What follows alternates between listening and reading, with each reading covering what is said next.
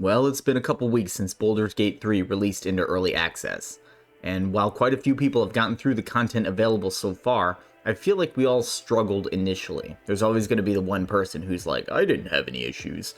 But for most of us, it probably wasn't all smooth sailing. Learning the ins and outs of how a combat system works in a new game can be difficult, and the more tactical the game is, like Baldur's Gate 3, the more you need to figure out what you need to do to really work the system and come out on top. That being said, here are 7 combat tips to help win more fights. Starting off this list is probably the best thing you can do for yourself. The advantage gained from having the high ground is so high in some cases, it can all but guarantee a victory. Additionally, enemies with the high ground become a priority target, as they will be able to consistently lob damage at your party. At the current build of the game, I kind of feel like the advantage from being elevated is a bit high. This could be on purpose though. Once you get used to looking at fights in this way, you really try and fight for it. Maybe later on it will start to balance out as you take on numerous enemies at the same time. You could end up really relying on that advantage. I know I do. Either way, it's early access, nothing is really concrete, but for now, this is definitely the biggest thing to do to help you in your fights if you aren't using it already. I get that if you can't damage an enemy, you will never win the battle, but when I say they are more important, it's about getting into the habit of utilizing your support abilities at a time when they are more optional than necessary. In doing so, you create good habits for difficult engagements down the line. Spells like Bless, Mage Armor, and Mirror Image are godsends for parties in this game. Making sure to maintain those as much as possible is essential in both damage output and damage mitigation. Once you have a character get down that you need, that essentially gets rid of 2 people because one character needs to pick them up. And if you can't heal them to full health quickly, chances are high they will get downed in the enemy's next turn, and you get caught in a vicious cycle of picking up Gale. I mean one of your characters. The hit chance increase from Backstab is massive, and it needs to be utilized whenever you get a chance. For some reason, and I'm sure I'm not the only one, I miss way more than statistically makes sense on 90% and over attacks. But that doesn't mean to stop stacking the odds in your favor. They still hit more often than 20%, just not as often as I feel like they should. That's all.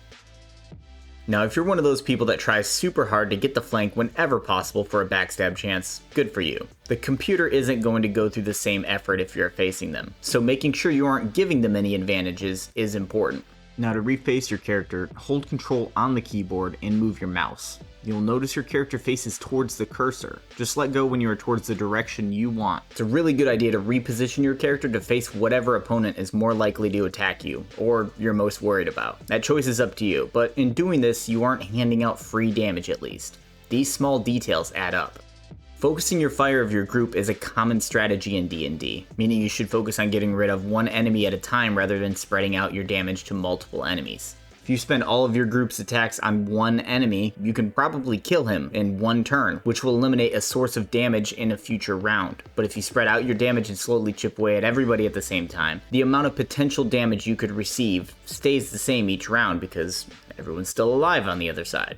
Enemies with lower health don't do any less damage. And I've been in more than a few fights where things go south in a single turn. So focus your fire, it's worth it.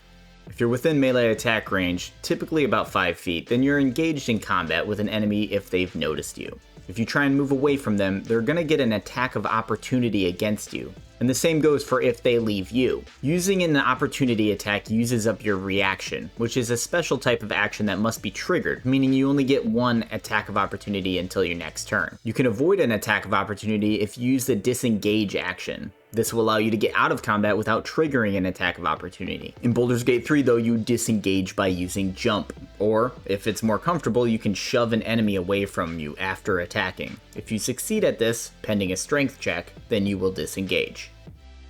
Nearly everything in Baldur's Gate 3 can be utilized in a fight. During a stream before early access release, I saw the developer take off his own boots and throw it at the enemy, which is hilarious. One of the more useful things to do is utilize barrels, and specifically barrels that hold something, and I don't mean loot, but oil, fire wine, or even water. Shooting barrels to unleash their contents near an enemy is a great strategy to employ, but you can also pick them up and use them for later. And you can find them pretty frequently, even if areas are void of enemies. Just be sure to have enough room for the weight, as they can be pretty heavy. It's also a good idea if you are sneaking around and about to get in a fight, maybe pick up the barrels near you, or move them out of the way. If you don't use them, the enemy will. Alright guys, I appreciate everyone watching. If you made it this far and haven't subscribed already, I would really love it if you did. I do videos on RPGs pretty regularly, aiming for about 3 a week. Dropping a like and comment is also a great way to support as well. Until next time.